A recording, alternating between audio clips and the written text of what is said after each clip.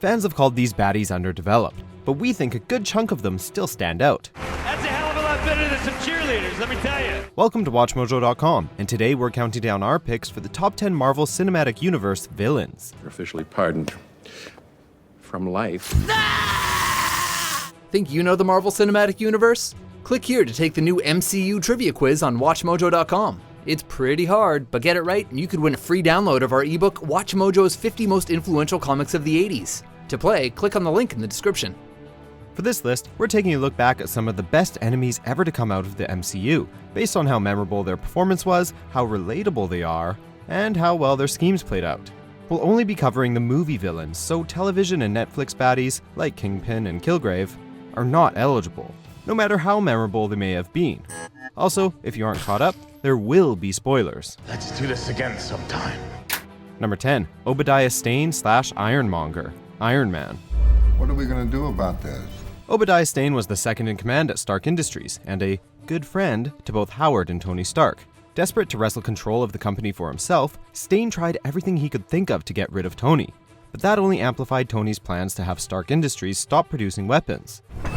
Where do you think you're going? In a desperate move, he finally builds and dons the Ironmonger armor for one last brawl with Iron Man, and loses. While the motivations of the MCU's first villain aren't exactly inspired, we have to give it up to the megalomaniac that inadvertently started this whole franchise. Plus, you can always count on Jeff Bridges to give a memorable performance. I never had a taste for this sort of thing, but I must admit, I'm deeply enjoying the suit. Number 9, Johann Schmidt / Red Skull, Captain America: The First Avenger. You don't have one of those, do you? Johann Schmidt was a valuable asset to the Nazi Party. However, his lust for power prompted him to test a tainted super soldier serum on himself, which completely disfigured his head, earning him the unfortunate name Red Skull. Eventually, Schmidt found the legendary Tesseract, harnessed its power to create unstoppable tools to conquer the world, and broke away from the Nazis to lead the modern incarnation of Hydra. Red Skull might be lacking in the complexity department, but Hugo Weaving's scenery-chewing performance and his pulp-inspired look help make him stand out. You can't get much more evil than a literal super Nazi. Number 8, Ultron, Avengers: Age of Ultron. I only deal with the men in charge.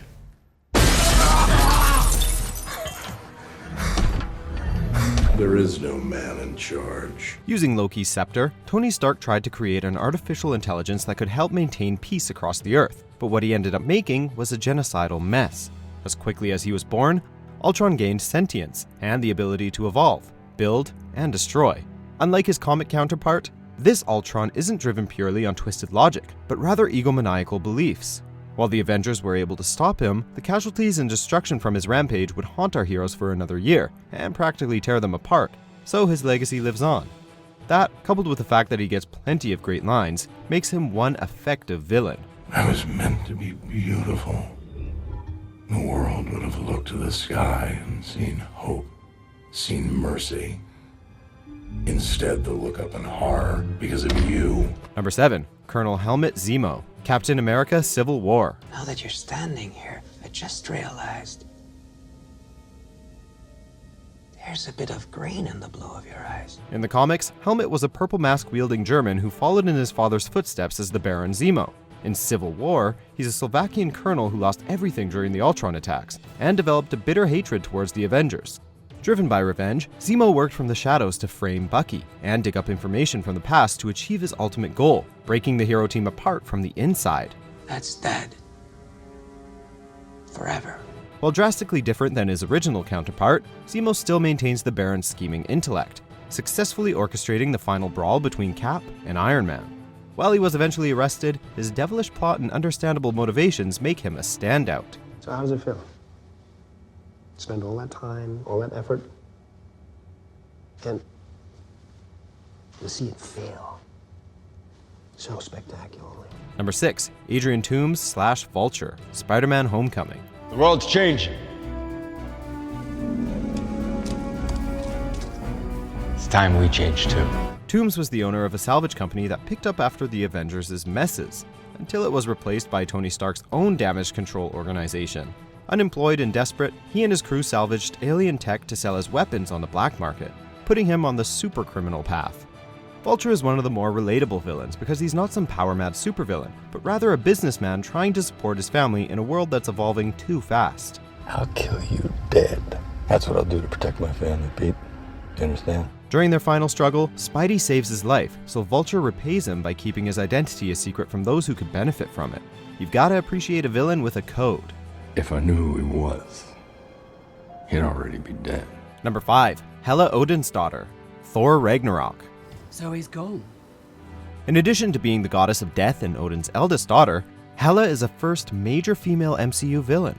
She served her father's side as Asgard's executioner, but was banished due to her enthusiastic bloodlust. Odin wanted to keep Hela a secret, but she returned upon his death and wasted no time taking over. She obliterated Thor's hammer, declared herself Queen of Asgard, and prepared for global conquest, enslaving or slaughtering anyone who got in her way.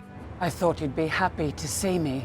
The only way to end her unstoppable tyranny was by making the ultimate sacrifice, Asgard itself. Played excellently by Cate Blanchett, Hela is a villain who commands the screen with her presence. I'm the goddess of death. What were you the god of again? Number 4. Sergeant James Buchanan, Bucky Barnes / Winter Soldier. Captain America the Winter Soldier. Bucky? Who the hell is Bucky?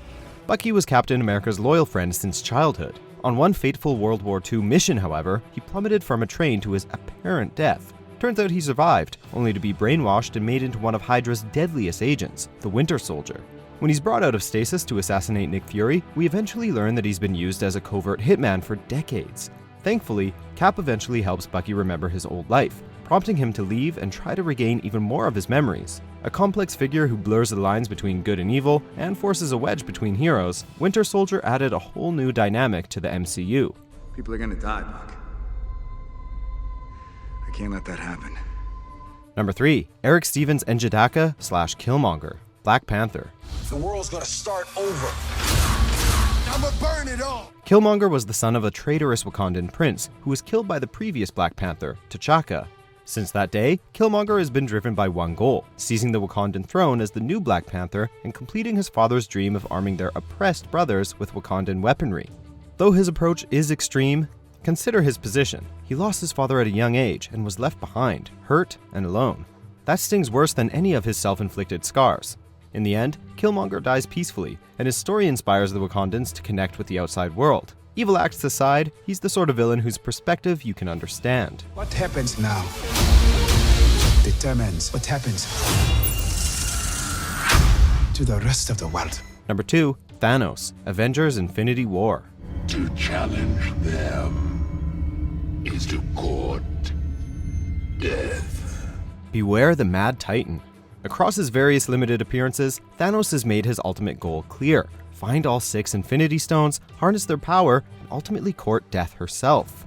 At first, he tries to rely on help from partners like Loki and Ronan in retrieving the stones, but when they ultimately fail, Thanos accepts that if you want something done right, you do it yourself.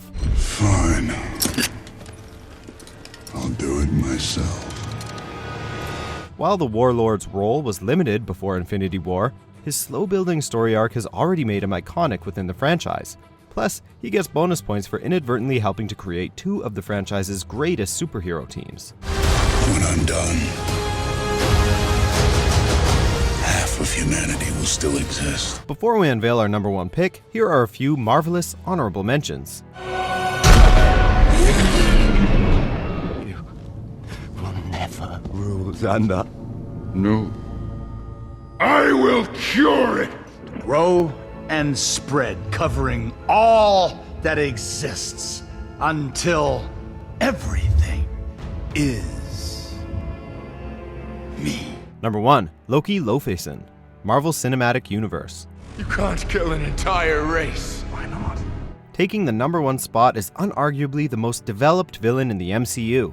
Loki is Thor's adopted brother and the god of mischief, an appropriate title since he's a master manipulator. He could fool almost anyone, either with his charming personality and wordplay, or with a little magical assistance, and he'll even use any of these abilities to seize the throne, launch a full-scale invasion, and even cheat death. Despite all that, Loki's motives aren't pure evil. What he really wants is to prove his worth, and escape his adoptive brother's shadow.